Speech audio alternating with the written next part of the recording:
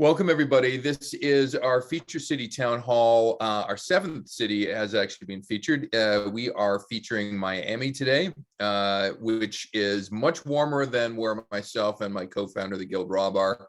Rob's spending some time in Manhattan. I am gamefully ensconced in Toronto, and we are both likely most likely colder than most of you down there. Although it does appear Florida's got some cold this winter. So. We're going to have a chance to do a few things in our discussion today. We're going to hopefully just meet myself and Rob and just kind of figure out why we built the Guild and why we're so interested in bringing other people into it. We'll also have a chance to get to know you and get to know each other.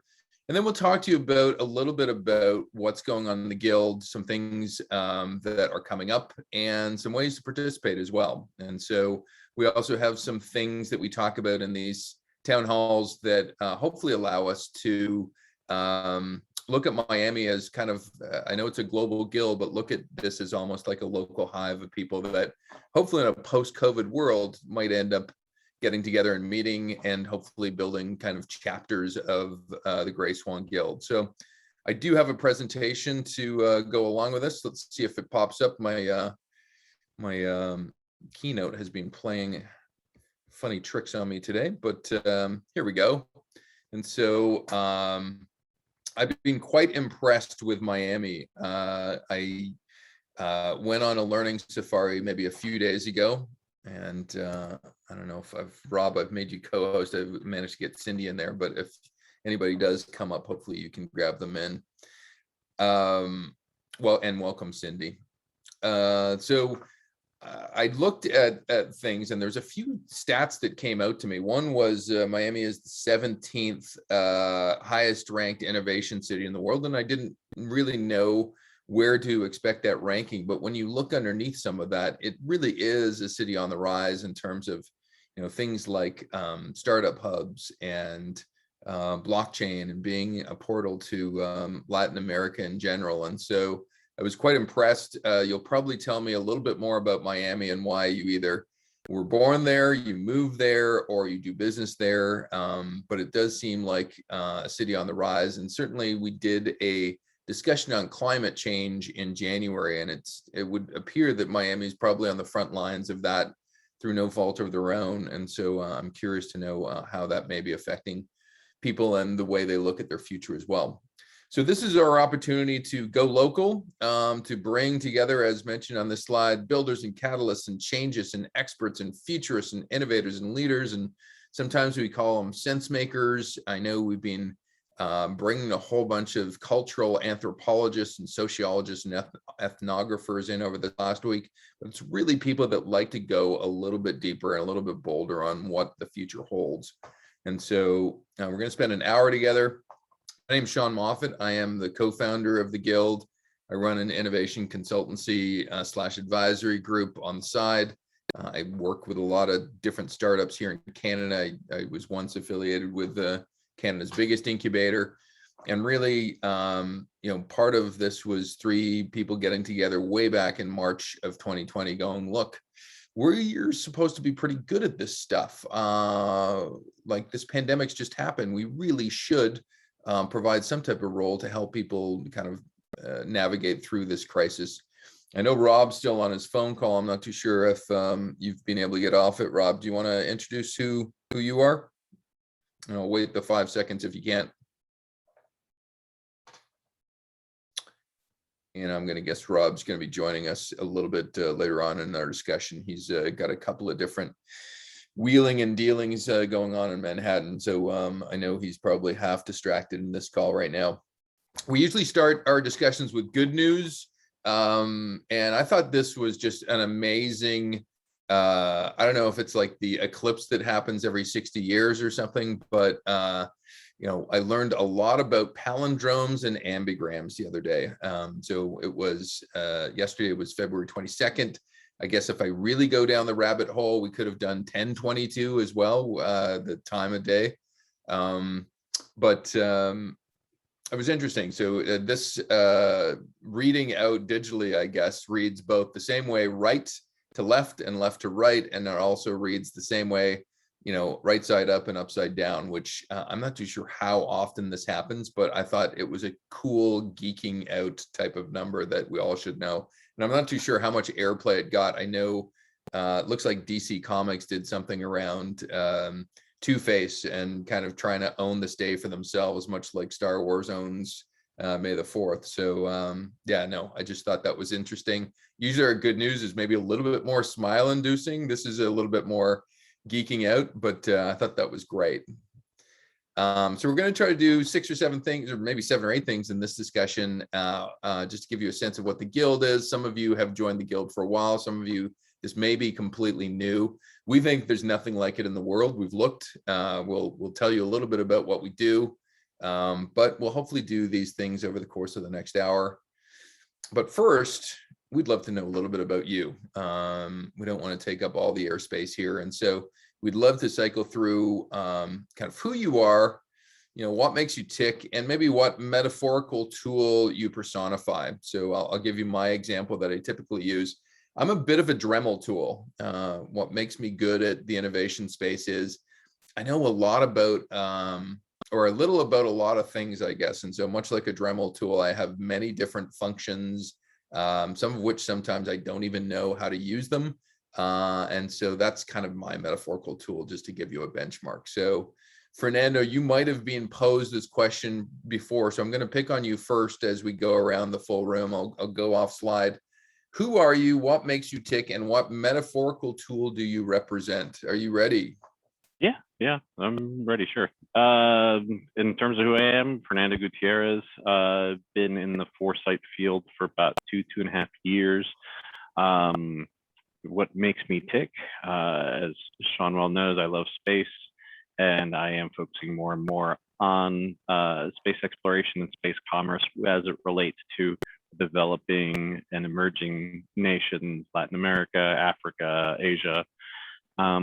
As far as what tool, I don't remember what my last answer was, but I kind of feel like I'm one of those multi-packs that you see in Home Depot that's got the saw and the drill and the driver and the battery charger. So they're they're not necessarily always the absolute best tool for every single job, but everything's good for doing a whole bunch of different things. So I know which one you're talking about. There's usually a stereo involved sometimes too, so which always strikes me as faintly odd. But well, thanks for kicking us off. Okay, and I've totally been impressed with Fernando in terms of his appreciation for the space and his participation in our November event where we talked about the future of space. It was really one of our better hours together. So thank you, Fernando. And you're Miami born, raised? No, actually born in Uruguay. So lived in New Jersey, moved to Miami in '84, and I've been in and around the area ever since. So I was there from the days of the Cocaine Cowboys through the Miami Vice days through, this huge expansion that the city's gone through in the last couple of decades as well. And since we're a small enough group, maybe we'll add to the roster of questions here. What makes Miami great for you, Fernando? It's not one thing. I think that's what makes it great. It's so cosmopolitan. It really is a gateway, gateway to the Americas, gateway to the United States. I joke about Canada, about Florida being the 14th province, but it's a gateway to North America as well. There's just such a variety of people, of cultures. It doesn't surprise me that it's such an innovative city, because there's so many people that move to Miami for whatever reason. And so if you're moving somewhere, you're probably following a drive, an ambition, a desire. And so there's just a lot of people with drive and ambition there. I love it. That is a fulsome answer. Appreciate it. And I love the Miami Vice reference as well.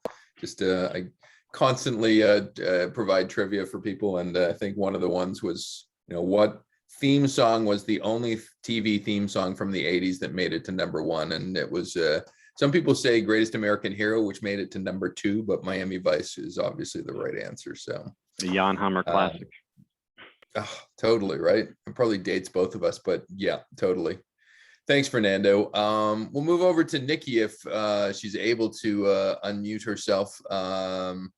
And I'll do the 5-second pause. Just sometimes I know people are driving or a little bit distracted. Nikki, are you able to? I am. Hi, everyone. Welcome, welcome, welcome, welcome. The same questions to you. Who are you and what makes you tick? A metaphorical tool, if you have one, and what makes Miami great? Well, I'm a Dutch Canadian, Lawrence and Young for about 30 years before I moved on from there. I came to Miami only about 10 years ago via Denmark and the UK prior to that. So I've been traveling and living abroad for some years. I think there was this wonderful exchange on LinkedIn the other day about, and I'm not sure I pronounce it correctly, about multi-potentialite. And that's what I am. So I'm like a multi-tool. I have a diverse background in and interests in mostly in people, how we align people in organizations and technology. And one of my key interests is always how do we translate or provide information in a way that people can actually do something with it. So how do we make information doable? Because I find in much of my work, we provide information, but it's rarely in a form that people can do it. And to actually translate that is a very difficult process. And so I spend my time working on how to do that. Was there another question Wonderful. I should answer in that? Well, I think you might, there's a tool in there somewhere, I think, right? So multi-tool wrench, you know, those ones that you fold up and do all kinds of different things, from open a bottle of wine to take a nail out of the wall to tighten something. Yeah, no. Yeah. And I'm guessing, given what you've rhymed off as some of your talents, it's like one of those 20 item things as opposed to just the 5-item one. So that's right. Yes, that's right. And you've obviously lived a full life at many different locations. What makes your stop now in Miami so great? Well, that's an interesting question. We came here primarily because of the weather. I think I like the city because it's so diverse, and you can, we moved right downtown to the center of the downtown area, and because we like to walk to everything, and there's lots of different restaurants and cafes, but I think it's the different, the cultural nuances that you have. There's such diversity in the city. It's amazing. I love it. And I did run across a stat too, which I shouldn't be surprised by, perhaps, but certainly there's more people that live in Miami than any other place in the US that have come from someplace else, right? So I would have thought maybe Austin or something might have that role, but I think that's more internal. I think if you're moving to America, Miami seems to be a really good hotspot as well. That's right. Wonderful. Well, welcome aboard. Hopefully we'll hear more from you as this goes on. I'll move to Jason Wong if we could. And once again, same caveat, but you've just come off mic, so that's great. Jason, same questions for you. I guess there was an intro, and am I missing another question to answer? Just who are you? What makes you tick? Is there a metaphorical tool you personify, and maybe what makes Miami great? Sure. So my name's Jason. I'm an educator, run an education consulting company. Before this was in finance, worked at an investment bank, then a mutual fund, which is what brought me to Miami 11 years ago. Then worked in technology at Uber and Mobike, and also worked on a political campaign. In terms of what makes me tick right now, I'm really excited about the education space. I think there are a lot of challenges there. I think what makes Miami work right now is there's an energy, there's a newness to Miami that where it's potentially easier to start from first principles or reimagine things than in more established markets. So as a builder, that's pretty exciting. Yeah, and since you're part of the startup group of things, or at least you've been involved in it, can you speak a little bit to the startup community of Miami? Because the more I read about the Miami and the new innovation center you have down there and stuff, it really was an eye-opener in terms of what a startup hub it's become. Yeah, I think since the start of the coronavirus, there's been a step change, but even before the coronavirus, I think Miami was kind of building its status. I remember when I was one of the first employees of Uber Technology in the South Florida market, and one of the biggest challenges was recruiting talent. Pretty much all the talent that we hired for Uber South Florida, most of it came from other sources. I still think that's the case. I think one of the biggest challenges for Miami longer term is having like a source, like a high-level university that could feed a talent pipeline into Miami. But since the coronavirus started, there's been a huge influx of people moving here from other cities like New York and San Francisco and Los Angeles that have really brought a lot of talent, energy, excitement, and capital into this market. Yeah, I was reading an article about a lot of New York capital moving to Miami for various different reasons, weather being one of them. But yeah, no, it's exciting. Even before the coronavirus, we were known as the sixth borough. So a lot of New Yorkers down here. And now there's some reckoning to be done there. We think deeply about the future, many of us in the guild, and so there's always things around the corner that you're going, what is the legacy of this pandemic, right? We struggle with that one a lot, but that may be one of those things in terms of just where people have moved to. So welcome. I'm going to keep moving on to Christina Adams, or maybe Adamus. Adamus, yep, I got Adamus. it. Hi, I'm Christina Adams, and I'm a senior UX designer at IBM. I actually live in the West Palm Beach area, so I'm not in Miami, but I do, rub shoulders with the Miami tech groups. And I joined a startup in 2013. I relocated from Atlanta to West Palm Beach. So since then, I've been at a few bootstrap startups in this area in technology, and eventually I've made my way into IBM, growing my global network there. What makes me tick is connecting great minds and talent to solve problems for complex systems in a human-centric way. And I would say my metaphorical tool would be a paintbrush, because I love design and I like to tell stories in a variety of creative ways. I love it. Speaking as at least I spent 8 months at the Big Blue Machine. I'm not too sure if they call it that anymore, but it is. It's an interesting global nexus of minds. IBM. It wasn't for me at the time, but it might be now. Like if I dialed 25 years later, it might be. So I'm not too sure. Well, there's some exciting things going on in the division that I'm at. We're helping their pre-sales teams learn how to improve their client relationships.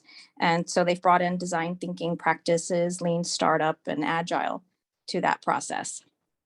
I love it. And then for you, I know you're speaking as a semi-outsider, semi-insider of Miami. What makes Miami great for you? Or maybe you can even speak to the Palm Beachness of your answer there. Yeah, so being involved in the tech community in Palm Beach, we've tried to build that bridge with Miami, although we try to also maintain our uniqueness. But I would say just being close to Miami or having the opportunity to engage is there's enough activity to keep you interested, to keep you busy, to keep you in a place where you feel like innovation has a place to happen and grow. But then you get to enjoy the local weather, the food, and all the subcultures. So you can be as intense or as laid back as you want to be. You can relax at the beach on the weekend and pick right up with your startups and tech community on Monday. I love it. I'm a little bit jealous. I love it. Well, welcome, Christina. Thank you. We're going to move to Cindy Montgeny. I'm going to do the French on you, Montgeny, but I'm sure it's you're going to tell me it's wrong, right, Cindy? Yes, it's without the T. Can you hear me, Sean? I can now. Yep. Hi, Cindy. Okay. So hi. So it's Cindy Montgeny. Okay. And, yes, and just at some point I might disconnect because I'm in an emergency room with my niece who fractured a foot. So at Oh, any time, no. I need like to disconnect. So, so who I am, so I'm French. I've been in Miami now for 22 years. Before arriving to Miami, I was living in Mexico and Venezuela. I spent 20 years working at HP, so in tech. And for the past 5 years, I created my own leadership development company. So where I work at the intersection of leadership, the future of work, and diversity. What Oh, made I love it. me think is really like serving people. So either through my company or through a lot of community service, because I'm all about elevating performance and driving transformation. So either people or organization could really achieve their goal. And a tool, I don't know, because I'm not super handy, so I don't know like any tool. But in general, a bit like you, Sean and Nikki, I love to learn. So I know a lot of different topics. So generally, I'm like a go-to resources for people, for either to connect them to people or also like to different subjects. What I love about Miami, so I've been in Miami for 22 years, and it's been amazing to see the transformation and the growth of the city. And I love it's becoming an innovation hub with a lot of different opportunities, projects, also more international. Before it was like mainly Latin, and I love the Latin culture. So for this reason, I stay in Miami. But to see like the become more international, there is like more art. There is like really, I think it's really a great place to be at this moment. And of course, the weather, because I'm French, but for French Guiana. And the weather is really a big blessing, especially in January and February. Yeah, so my Miami friends remind me every single day this month and last. Well, welcome, Cindy, and I saw your enthusiastic message online, and so I'm sure there's a one-on-one chat in our future at some point in time. And yeah, it just as I collect all of what you've said collectively, it's like we have almost a interesting microcosm of people in Miami that are quite representative of the Guild, because what I know about the Guild is you're passionate about things, you have a mind on the future, and rarely, if ever, do I just find somebody in the Guild that just does one thing. They're quite polymathic in their sensibilities and mindsets and their background of experiences. So you have done no different in terms of reinforcing that reputation of our Guild. I know we had about 20-30 people sign up for this. Usually when we do these feature city town halls, that city climbs into the top 10 of our representation of our membership. I'm not too sure where Miami sits now, but my hope is after this discussion, we can invest together in terms of making sure Miami pops into our top 10. I think we did Chicago and it became our number 4 city. We did Seattle, it became our number 6 city. London, I think, is number 3 now. So most of the times we do these, they climb up. Now, Rob, I'm not too sure if your call has ended. I think you were giving me a wave earlier that said it might have. You want to say a few words about yourself that you might not have been able to earlier? No problem. I'm coming to you from New York, although my home base is Toronto, and I was just in Miami. Thank my lucky stars a couple of weeks ago in South Beach. I am Rob Tyree. I'm one of the co-founders of the Grey Swan Guild. I'm interested in a number of things. My background is in technology for just about 350 years, depending how you count them. I have been awake for 100 years. I know that, if you assume for an 8-hour day. I love the stuff we've done together, Sean, in collaboration, bringing disparate groups with disparate backgrounds together to solve big problems that the world has to endure with new ways and new techniques. We're here to invent things. And I always treat the Grey Swan Guild, one of my metaphors for the Guild, although it's a think tank and a do tank, I treat it as a lab. I love to run experiments. This is a kind of experiment, and I love doing it with people. Although I'm a tech and a geek, I'm on the side of the industry that is super human focused, because that's what we are. And the software stuff is just a function of what we have created as humanity. As far as metaphorical tools, this week, Sean, I am WD-40. The stuff right, they wow. use when stuff is stuck and you need to loosen it up. Also cleans windows and other surfaces gently, but be careful on the surfaces you use, because it can also destroy certain plastics and rubber seals. I remember I wrote about WD-40 in my first book that one of the best collaborative campaigns I ever saw was investing in their customers to identify the 2,000 uses for WD-40. So apparently there are 2,000 uses. So there we are. That's one of the reasons. Thank I'm you. going to slide back to the presentation. From time to time, I'll either stop and get everybody's impression, or I'll ask Rob to just impart his 2 cents into the stuff.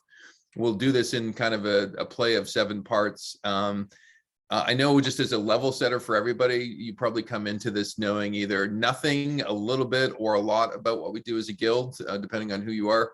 Maybe I'll just level set for everybody here. And truly, we've looked around the world, and there's probably different amalgams of organizations that we may appear like, but we're really quite distinct in terms of orientation and our mindset and who we are. But, you know, to really just cut through to the chase, we are a postmodern guild that makes sense of the world's biggest challenges and next Grey Swans. We could have called ourselves a network or community or a ventures group. We've called ourselves a guild because A, it's cool. B, when you think about a guild and some of its medieval type of connotations, it really does connote a group of people coming together for shared interests, shared benefit, and in this case, trying to make sense of the world around us. So that's who we are. We do it through 6 different things. We have a lot of content and publications. You know, Rob's kind of invented the news wrap, and for 58 weeks in a row, we've published a news wrap every Friday, sometimes Saturday, and then we talk about it on Sunday. It's truly been one of the revelations of working with this group. But we do a whole bunch of other content too, in terms of the stuff that you see on social media and things between the week. And I'll talk to you about 8 questions with members, which some of you may want to take part in. We do events. We do about 10 events a month. And so this would be one of them, but there's a whole bunch of different ones. One of the big ones coming up is the future of food in March. We do a monthly workshop. We talked about crypto in February. We talked about climate change in January, and we'll talk about future of food in March. So it's a real potpourri of topics. Intelligence, we have a group that chases down new research and fresh intelligence. We have 12 experiments that are going on in the guild, and we'll talk to you a bit about that. We're definitely a global community of about 3,500 people now. And we also will pivot to be a training and learning center. I know every other Friday we do something called the Futures and Sense Making series, where we get behind the craft of doing those 2 things. I think we will probably spread that same enthusiasm for learning throughout some of the activities of the guild. So I did mention this, like people have likened us a little bit to TED Talks, a little bit to NPR, a little bit to World Economic Forum, maybe X Prize, Singularity Group for the techies amongst us, and Coursera from a training and learning standpoint. So if they had a baby, maybe a slightly less pretentious baby than some of the things to the left hand side, that might somehow, some way represent who we are as a guild. So that might be a great shorthand for you to use if you're trying to explain this to somebody else. So that's who we are. We're going to allow for a lot of time toward the end to ask as many questions as you possibly can. You have the 2 founders that are here, so I'm sure we can tell you where the bodies are buried and what makes us tick and what's in between the lines. In terms of discovery, Rob, I'm not too sure if you want me to cover this off or if you're off your call, but you invented this interesting doubleheader of a Friday evening wrap that gets produced and then a Sunday morning discussion. You want to talk a little bit about this? Yeah, sure, Sean. It was coming out of the year 2021. We started in January, and it was just a way that I wanted to work collaborating and write together with the core group. And so I wanted to do it also on a regular basis. So I had an idea for a frame, a standard way of doing a newsletter, basically, of the news cycle. And then I worked with Sean and another one of our core contributors, Celia Galusser. And we just agreed, the 3 of us, to start writing weekly. Then we wrote a certain frame to make it easy for people to write with us. Although each week is different, it's got a different theme now and slightly different structure. That's up to the lead editor. It's a way of repeating things, and it's a bit of a time capsule. When we look back across the two volumes that we'll have, it kind of looks at a theme, say food or say youth and education. And it provides context of the news and what's going on in the news. And then we produce. And what I like about it is we produce every week. There's a theme. We went for writing, and then we did a multimedia experiment. So we write, and then we talk about it on Clubhouse. And that's an invention. And now the other part of the output of this is it's feeding into analysis that people want to do of what we looked at across the weeks. And there are themes that emerge. Like, it seems that no matter what theme we talk about, the metaverse shows up, or closely related cryptocurrency or Bitcoin shows up. We're talking about rocket science or politics or health. They seem to have this repeating patterns, which is pretty interesting because we let it loose every week. So we can't be willful about these things. So I like how it's a lens on the emergent. That's the wrap. And there's one coming up on Friday that focuses on teens and future gazing. Yeah, we're almost soft launching one of our ventures this Friday. I'm helping a woman out of London do that one, but it's just such an interesting array of topics, right, Rob? Like you did love, sex, and relationships last week with Lindsay. I had never thought about doing something on heroes. It's not in my background, and so we did a full-on discussion about that early in January. So the one thing about this for the members that are joining us today, we need probably about 3 more people as part of our group. So if you are interested in writing and like to go deeper on certain types of topics, and it's interesting, Cindy, when you joined us, I thought I was hearing Sylvia in my brain here, because she's lives in California, but she's also French born, and so it had that classic. I'm not too sure if it's a Parisian accent, but certainly it was similar to my mind. So that's something that we do. It's a core activity of the Guild. If you look at what people love to do in the Guild, I'm glad the vision of what our Guild has turned into what people like to do. They like to make sense of the world. They like to access, new insights, new foresights, new perspectives. We're always smarter in the Guild than outside the Guild. You like to impact society and business in a positive way. Just really high caliber people join the Guild. Like there's one thing to be said about people that can perform in real life and have an interesting pedigree of success, but when you combine that with people that are just really nice people trying to do good for the world, it leads to something really good. And obviously we love it when people come into the Guild and they think and they do and they commit to doing something for the collective good of the Guild. And I think that's why myself and Rob kind of keep doing it over the last 2 years. So you may be asking the question, and I know Augustine's trying to get in again, so let's see if we can get that. And Augustine, if you can mute your mic when you come on, because I think there's some background noise. How do you participate? This is a big question, and oftentimes people land in first meeting and they go, what is this? And I don't understand, and how do I participate? And they ask all these questions in group settings, and so it's so much easier to do it in this environment. Here's our stairway to heaven, if you will. If you're still wondering about what we are, visit our website. We're on 6 or 7 social media. You can certainly get a good sense of what we do through those different means.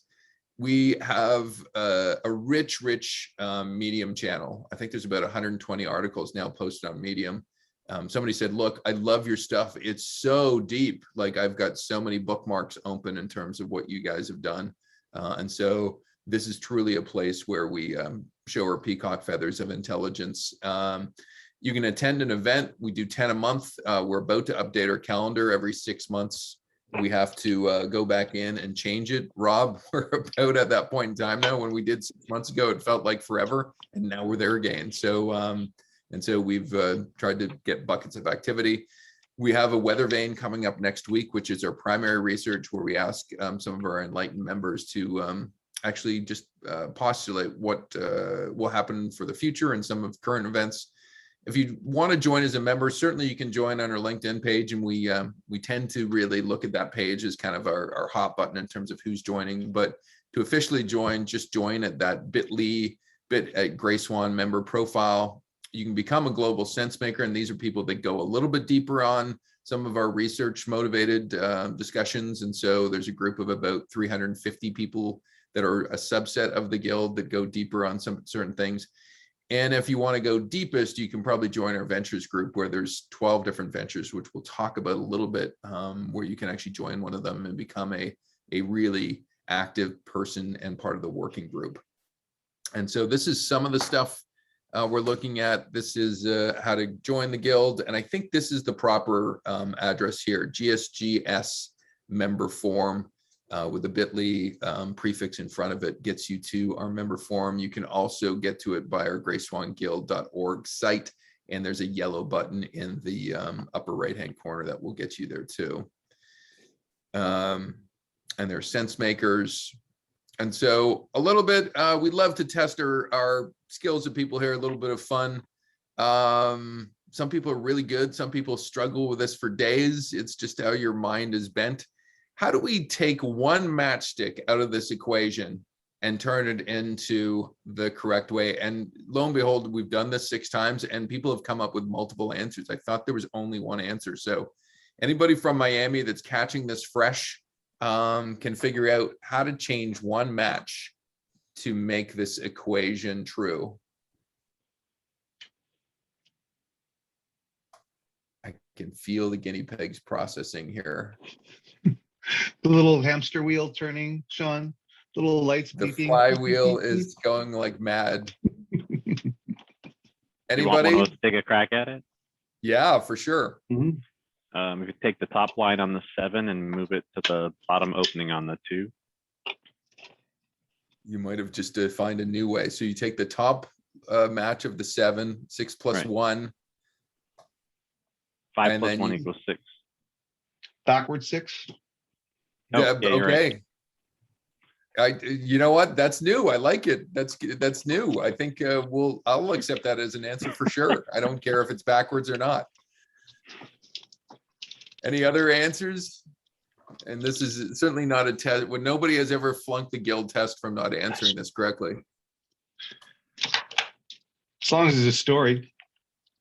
Can you just remove one of the matches from the equal sign so it's a different equation? Oh my Lord. I like the I don't like your rules, so we're just gonna take a match away. I like it. I love it. Number line. Congrats on that one. I think it's a 2 step. It's a sliding over to make it -2, Sean, which is quite correct in the number line. I like it. I know, and that's what came up in a previous discussion, and I thought, wow, that is cool. It's funny, I always thought there was only one answer to this, and it feels like there's multiple ones now.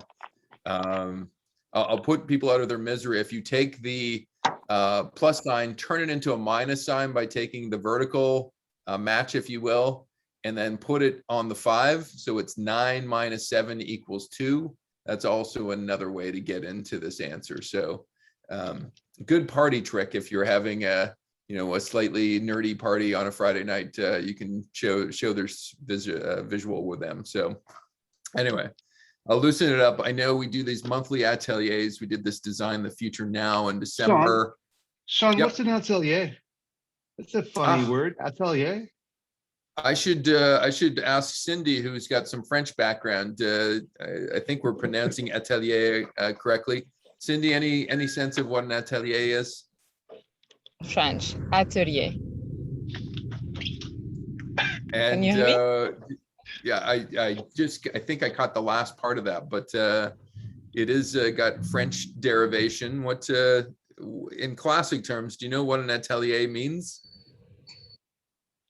Workshop. There you go, man. There it is. We would attract smart people into the guild. And so, yeah, every month we've been doing about 12 months in a row now. We go deep on a workshop, and similar to ateliers from classic times, we bring experts in. They create a little conversation, a little bit of knowledge, and then we have an interactive forum in the second part of the discussion. And we tend to want to produce something out of these experiences together that can benefit the full membership, whether they participate or not. So that's what we do every month. I don't have a visual on this, unfortunately, but we did one big one in November where we hosted about 18 hours of activity about how to get ahead of the future. And I know Fernando participated in that. It was a really good event. And so we're going to make that a staple of our calendar. Every November, we're going to do a 1,000-day radar. Potentially, some of you will be part of those discussions. And Rob, do you want to talk about this one that's coming up?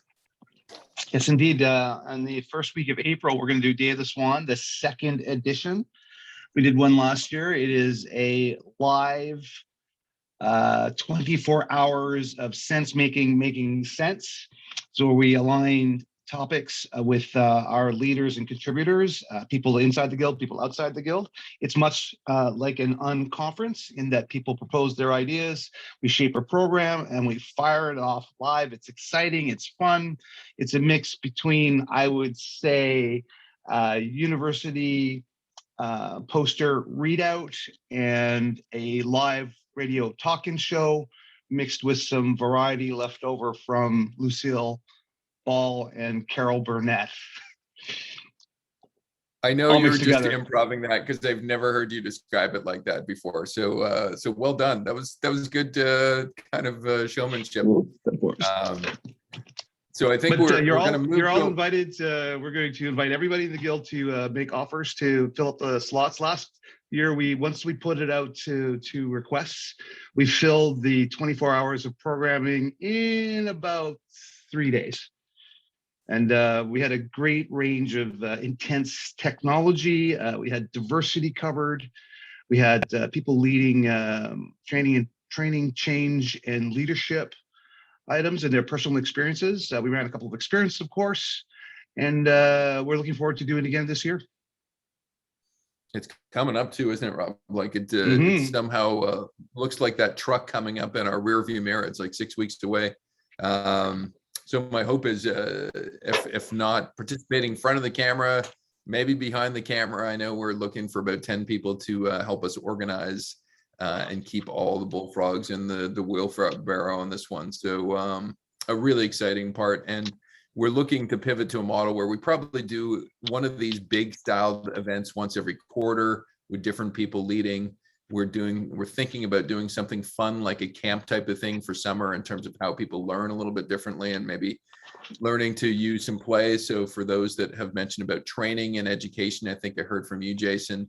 Maybe we want to draw upon your talents in terms of creating a quarterly event along that lines.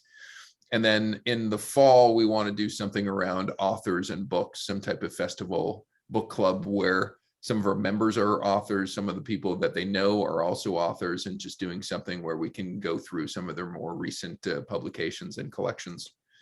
We're going to break in about 5 more minutes so we can get to questions here. Here's what's on the slate for the future, though. The future of food is coming up 3rd week of March. We're going to do something around young sense makers and particularly 13 to 14-year-olds in May and get their view of the world. And then, as mentioned, just some kind of smart author and book festival in September. And so if you think, wow, like there's 6 of us that have joined today, and it's like we sound similar, but we have so many different interests. It's true. Like we have a wealth of different reasons why people come into the guild and what skills they practice. There's at least 10 things mentioned on one of our research questions that had at least half of us say, yep, that's exactly why I would want to join the guild. And so my hope is we can provide some of those opportunities. I'll mention these briefly. We have 12 different ventures that we've ventured out with. We're doing a soft launch of our Future Gazing for Teens venture this week with our wrap, but we have a podcast and a book club and some sprints and some research. And we've got groups of anywhere from 4 to 12 people building these ventures inside the guild. And I think in total, we have about 89 people that have joined this ventures group and have committed a certain amount of hours every month to actually try to lift these things off. We have a group of people that are doing some primary research. And so if you want to join these ventures, and I will make this presentation available to all the participants and people who signed up, but please go to the bit.ly at GSG Ventures. And then I've got a question before we break for the full questions. I know in Toronto here, one of our main rivals is Montreal. It just so happens we're the 1st and 2nd biggest cities in Canada. And so we have a friendly competition with each other that extends over to hockey and other things. I got a question because I'm really not too sure. What is the rival city of Miami? If there's a friendly competition with somebody, is there another world city that comes to mind?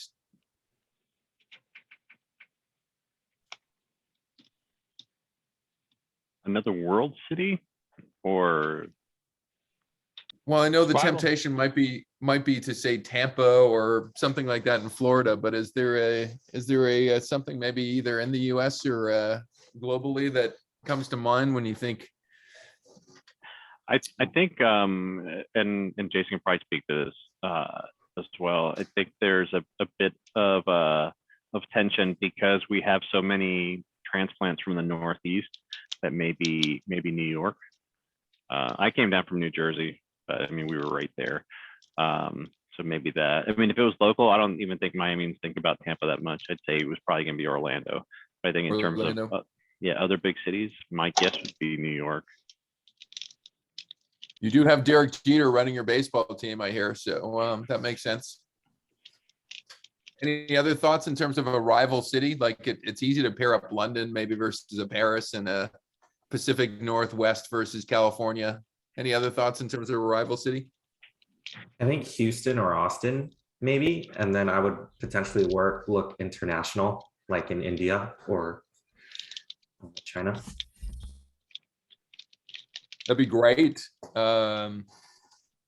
We are thinking about doing some type of friendly competition. It relies on a certain amount of moving parts, but Battle of the Sense-Making Cities is an experiment we're looking at doing. And so, finding captains and assistant captains on each city and pulling together kind of a multi-dimensional friendly competition between cities is something that we're thinking about doing as well. So I'll put those cities to mind in terms of the future. And just a last slide here before we break for questions. I think Rob mentioned it earlier. We call ourselves not only a think tank, but a do tank. We think deeply about stuff, but we also, love to go to action because an idea that isn't implemented or at least influencing another mind is a wasted idea, at least in our assessment. Do more than belong, participate, do more than care, help, do more than believe, practice, do more than be fair, be kind, do more than forgive, forget, and do more than dream, work. It's a quote by William Arthur Ward, which I've likened to and hopefully drives a lot of the different passions within our guild. And so, two things that we can do right out of the box if you want to step up. I know you've joined us here today, and for the people that are listening on our recorded session, we're looking for 3 local team captains that can be our eyes, ears, and arms and legs for Miami, but also kind of core to some of the stuff that's working across the guild. And we also are making it easy now to just provide us a profile. Here's Lorena's profile, one of the absolute gems of our guild from Vancouver. We'd love to profile some of you as well. So if you're interested, just put that in the chat right now, 8 questions, and I will send you the questions for you, and we will pop that up as a profile of you in the guild. So that's one of the benefits of attending the town hall directly. And now we'll break, ask us anything, but at the end of this, we will go around and just provide either one word or one sentence in terms of, what you thought about today and our guild moving ahead. And I will get off screen, and the floor is everybody's. Are there questions people have in terms about this hour, the guild, questions for myself and Rob directly as the founders? Any thoughts?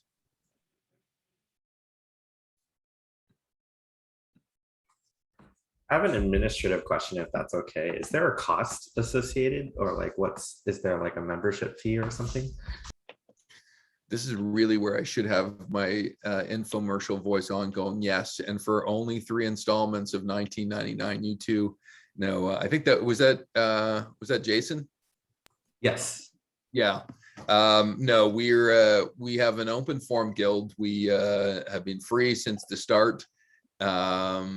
And so I know there's various different activities in our ventures group that may have pay per play or pay per participation involved, but we are free to all of our membership.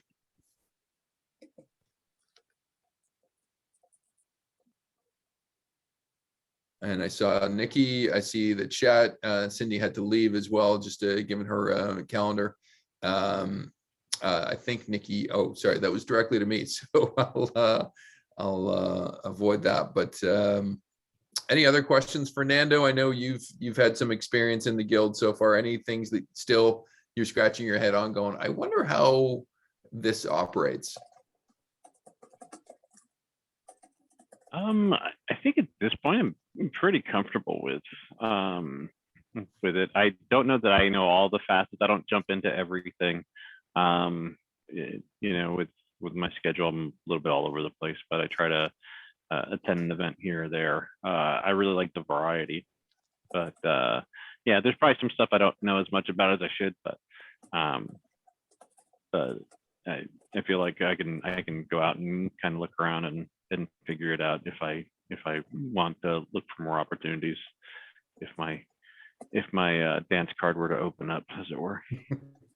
I think I directly sent you one just because sometimes you're sitting at your desk going, which 20 people are attracting my attention today? And I think I sent you something earlier today, Fernando, about 8 questions. So I think hopefully you got that. If you haven't, I might have sent it the wrong email. And I see Agustin, your Uruguayan monkish brother, has joined us as well. So you guys tend to peer up quite a bit, at least from what I've seen. So it looks like he's wearing his Green Lantern shirt perhaps today, but I may not. Is it? Okay. No, it's something else. Okay. Before we go crazy on comic books or t-shirts here, Nikki, any questions that you might have for the group? I don't have any questions, but I think it's wonderful. I've belonged to a few groups like this, but yours seems to be pretty deep in terms of sense making and variety of initiatives or interests. So I like that. I'll certainly look to sign up. And Nikki, very specific to you, based on what you had said earlier, I would love, I'm personally leading a group called the Pedagogy Group, where we're trying to make sense of, how do people use different approaches and processes to build their knowledge and intelligence and ways to change. And so we're looking for about, almost like 100 different people that fill different slots of people. And so certainly you seem to be a person that may fly across a number of those. So I may follow up with you in terms of that. It'll probably be a 2 or 3 hour kind of workshop that we do together. For sure. I'd definitely be interested in that. Wonderful. Rob, I know you're busy bootstrapping and rainmaking in New York. Any thoughts as we are close to closing this down? No, thanks for it's a great meeting, all of you. Thanks for letting us communicate and sharing space with us in all these different places. I look forward to the overlap. I love the South-North thing. We only had one rap done in Spanish by Agustin, who is on the call listening. ¿Cómo está usted, mi amigo? And we like to look to do more in expansion in different geographies. So thank you all for your time, and look forward to working with you and collaborating and creating with you all. But I'm gonna have to wrap now. I gotta jump. Okay, totally. Maybe we'll let our members have the last word on our hour together here. Jason, just maybe a couple of sentences in terms of wrap up or takeaways from today. What did we learn? Very interesting to hear about you guys, and love what you're trying to build. This is my first event and my first exposure to this guild, so very new to me. Wonderful. I love catching fresh reactions. Nikki, what any kind of an epitaph on our event? Yes, first time I've heard of the organization, so I think it's it I was can hear great you. that somehow I Hi, got Winnie. involved. Wonderful. Just muting Rob there. Thank you, Nikki. I know, and my hope is this was the right form to do it. And I did catch your direct message, so I will extend something out to you. I think I might have your email. Fernando, you want to give the last word on our session together today? Yeah, sure. For me, it's exciting to know that there are other folks that that have similar interests in terms of sense making and futures thinking, and are in that kind of mindset that are so close. I spend a lot of time on LinkedIn, and I have chats with folks like you in Canada and all over the world that I forget sometimes that there's opportunities to connect with folks where you can actually conceivably even meet in person fairly easily. So I think this was great to kind of network a bit closer to home. Well, I love it, and that's part of a reason. As much as we like to think globally, we like to hang locally as well, particularly in a post-COVID world. So my hope is that's going to be possible through setting up some chapters in the guild.